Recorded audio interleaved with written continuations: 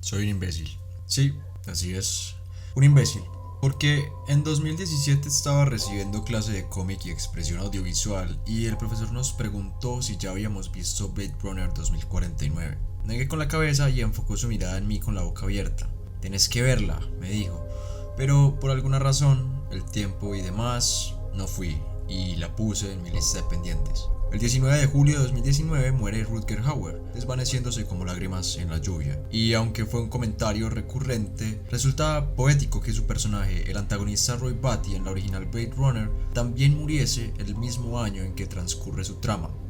Recordé que en ese baúl empolvado y escabroso guardaba un pendiente: ir al año 2049.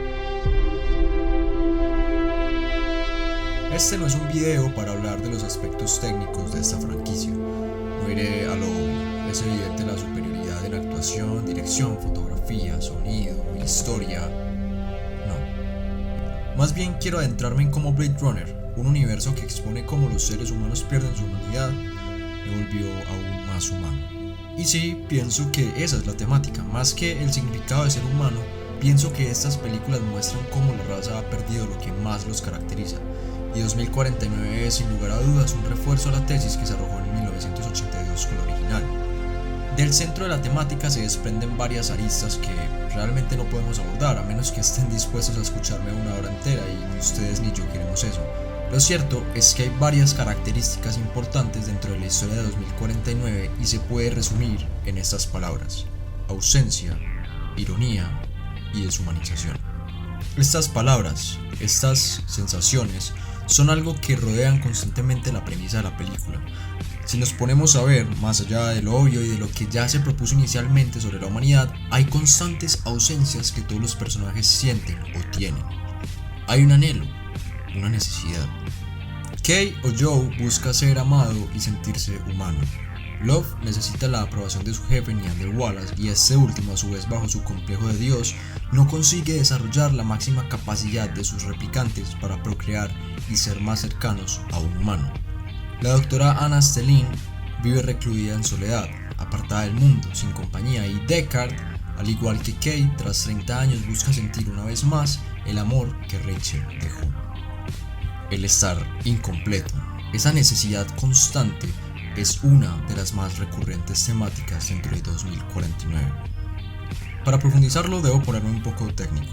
Una de las cualidades más interesantes de estas cintas está en su dirección, ambas magistrales, pero lo importante de todo es cómo la magia está en los detalles, porque a pesar de ser una película de ciencia ficción que puede ser encasillada en diferentes subgéneros, llámese western, cine negro, neo-noir, etc., es una obra que cuida mucho la manera en que cuenta su historia y obliga al espectador no solo a resolver los misterios que Deckard en su momento y Kate deben resolver, sino en cómo cada cuadro, cada escena cuenta un detalle que revela las personalidades, los pensamientos e incluso pistas para el desenvolvimiento de la trama que hacen más fuerte a las situaciones venideras.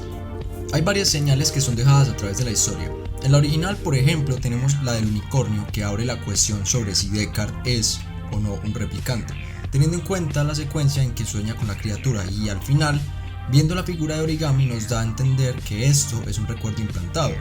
Recordemos cómo los replicantes son creados bajo los recuerdos de personas reales. Sin embargo, esta es una discusión mucho más amplia que no tiene mucho caso abordar en este video, y aunque sé que hay evidencia de parte y parte para hablar sobre si Deckard es humano o es un replicante, creo que para el propósito de este ensayo y mi interpretación personal dan a entender que Deckard es efectivamente un humano por muchas razones. Pero por ahora me adentraré solamente en la temática que nos compete en este momento. Pero siguiendo con el tema, hay un detalle muy sutil que captó mi atención durante 2049: la música.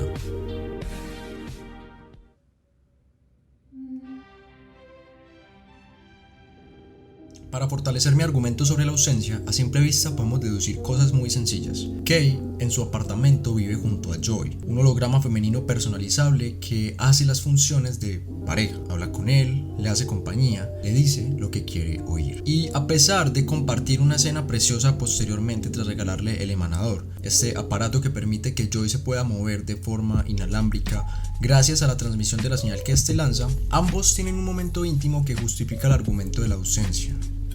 lo incompleto, porque tras intentar besarse bajo la lluvia, la escena se interrumpe por un mensaje de voz enviado por Yoshi, jefe de Kei, y volvemos a la realidad.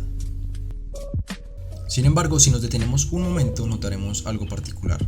Al hacer uso de la tecnología que muestra a Joy, suena una melodía.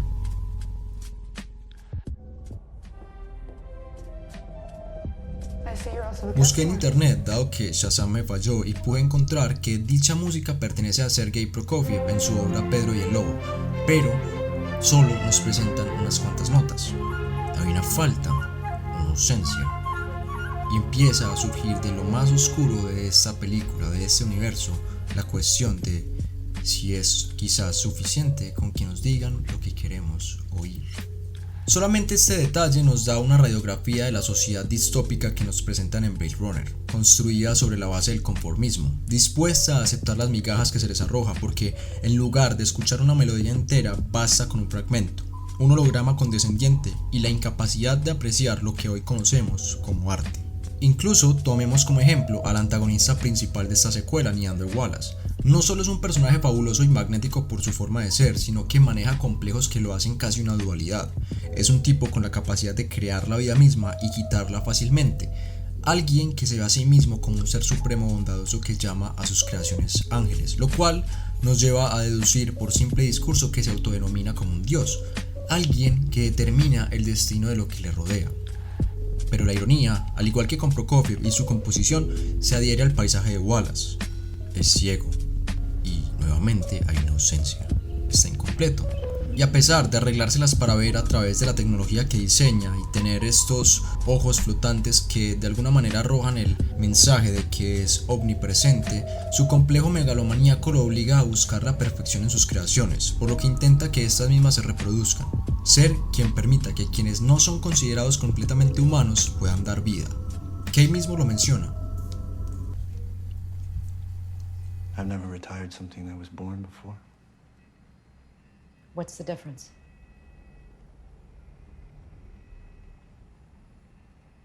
To be born is to have a soul, I guess. Y lentamente, el panorama de Blade Runner 2049 y su filosofía se desenvuelven. Es el alma únicamente humana. Y, para ir más allá, nuevamente los detalles nos agregan piezas al rompecabezas que Blade Runner representa. Si miramos detenidamente dónde vive Wallace, notaremos que las paredes, el lugar entero, es simple madera.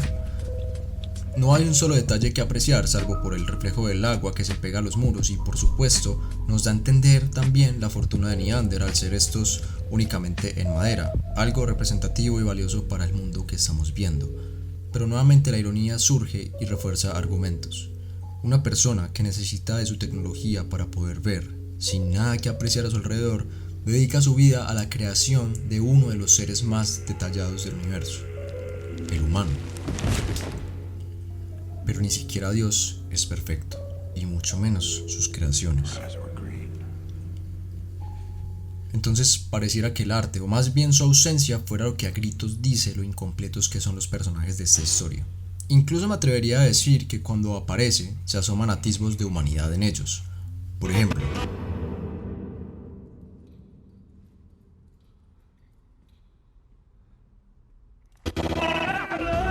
aquí se cumple nuevamente lo que ya se mencionó, una melodía incompleta, intermitente, pero no es sino hasta que comienza a sonar que Deckard opta por acudir a su lado más civilizado, dejar la violencia y ofrecerle un trago a Kei.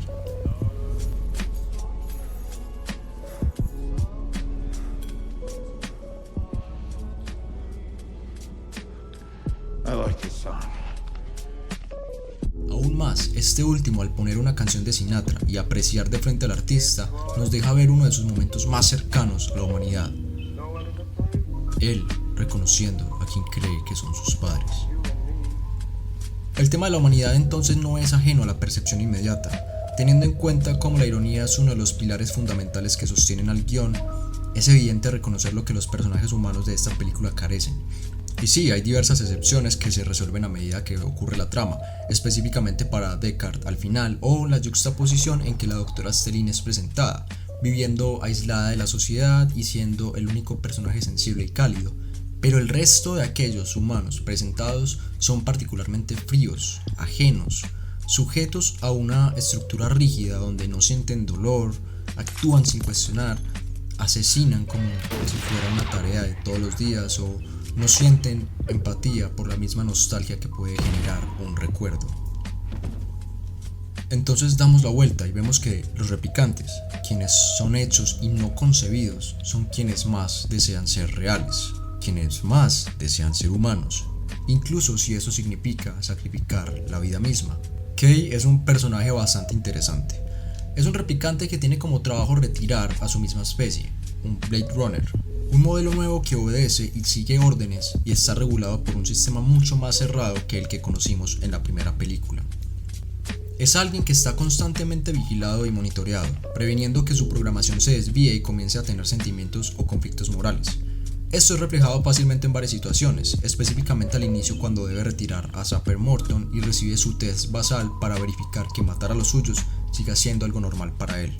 Su viaje consiste en cuestionarse, cuestionar su existencia, su rumbo, dejarse llevar por sus más profundos deseos. Incluso aquí es donde Joy juega un papel importante porque, aunque empatizamos con su personalidad cálida, no quita el hecho de que es un simple holograma. Y no solo eso, sino que está programada para decir lo que queremos escuchar. Lo que, en el caso de Kay, significa que por fin se sienta diferente, se sienta humano, deseado, amado, completo.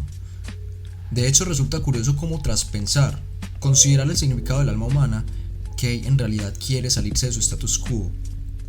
Y contrario a lo que pensaríamos, no es la violencia lo que hace que cuestione el valor de la vida o el significado de ser humano, sino la misma posibilidad del amor, de una familia, de padres o de un pasado tangible, algo que lo diferencie de los demás. Surge la cuestión nuevamente del significado del alma puesto en manos de un androide. ¿Qué es el alma? ¿Qué es ser humano? Está claro que nos diferenciamos de otras especies por un gran número de razones, no cabe duda, pero en el universo de estas dos películas, un universo que juega con yuxtaposiciones, ironías y vasos medio llenos, medio vacíos, hay un factor importante que ya fue mencionado con anterioridad: la capacidad de cuestionarse, la capacidad de elegir. Porque sin lugar a dudas nos desenvolvemos en este mundo a partir de personajes fríos que se mueven casi que con oídos sordos, pero son las mismas máquinas, las que están programadas, las que tienen un patrón de funcionamiento y un objetivo específico, las que dan la lección en este universo. No olvidemos cómo Batty, antagonista de la película del 82, decide ir en contra de su programación para salvar a Deckard. Opta por convertirse en su puesto, desarrolla la capacidad de elegir y dar vida antes de morir. O en el caso de Kay, quien al ser un modelo nuevo bajo el manto de la manufacturación de Neander Wallace está programado para obedecer a los humanos sin falta, pero después de tener un viaje donde la realidad lo golpea fuertemente, donde tiene este momento hermoso con el holograma publicitario de Joy para darse cuenta de que todo lo que lo trajo hasta acá era una mentira que él mismo quería escuchar, porque al fin y al cabo ese es el trabajo de esta tecnología, fue donde comenzó a cuestionar el mismo sistema en que vivía. Finalmente toma una decisión frente a la orden de matar a Deckard. Lo deja vivir para reencontrarse con su hija, la doctora Anna Stelline. Es en ese momento en que Kay, por fin, se convierte en Joe. Es humano. Este momento es tan fuerte y significativo que al final podemos distinguir la única emoción positiva de Joe, la única vez en que su rostro expresa alegría. Siendo humano, sonríe a Deckard, aceptando su destino y sintiendo satisfacción porque ahora es libre y ha elegido. En síntesis, creo que el conformismo de la sociedad en Blade Runner genera varios interrogantes, varias reflexiones que me agobian. Es un ejemplo perfecto de la dualidad tecnológica que padecemos todos los días, la lucha constante en determinar si esta es buena o mala, si nos perjudica o nos beneficia, qué tanto nos facilita la vida o nos la facilita demasiado, quizás. Pero hay una enseñanza personal que tomo de haber visto esta película. Es un hecho de que todo me deslumbró y, al igual que su predecesora, siento que 2049 se convertirá en un icono popular con el paso del tiempo.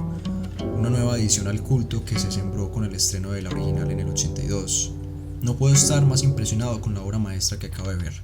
El despliegue de actuaciones, el nivel de detalle narrativo en la historia, en su fotografía, los efectos especiales y la representación distópica del futuro que da ese ambiente neonoir tan fascinante me dejaron deslumbrado. Pero creo que más allá de todo esto es una cinta que deja un número considerable de mensajes. Te hace reflexionar sobre qué tan humano, qué tan libre se es. ¿Cuál es tu elección? Porque no hay duda de que la tecnología nos facilita la vida, nos hace las cosas más simples y ha permitido grandes beneficios para la humanidad. Pero siempre he sido tajante en el concepto de que todo en exceso es malo. Incluso el mismo beneficio. Basta con una voz que nos diga lo que queremos oír. ¿Es eso amor verdadero? Porque no dejo de pensar en cómo Blade Runner 2049 te da cachetadas y te dice al oído sutilmente: hey, idiota, tienes que tomar riesgos. Para nosotros, una sociedad conformista en su mayoría, es más simple optar por lo que tenemos a la mano, lo sencillo, lo cercano. Pero, ¿y si vamos por lo difícil? ¿Y si usáramos esa tecnología para ayudar a completar las tareas más complejas que tenemos? ¿Y si nos arriesgamos a tener relaciones con adversidades que nos hagan cuestionar y crecer? Un viaje donde nos demos cuenta tanto de nuestras ausencias como de nuestras virtudes, en lugar de la condescendencia y el facilismo que implica decir sí a todo. Y si, en lugar de mantenernos en esa zona de confort que edificamos, decidimos salirnos. Deckard.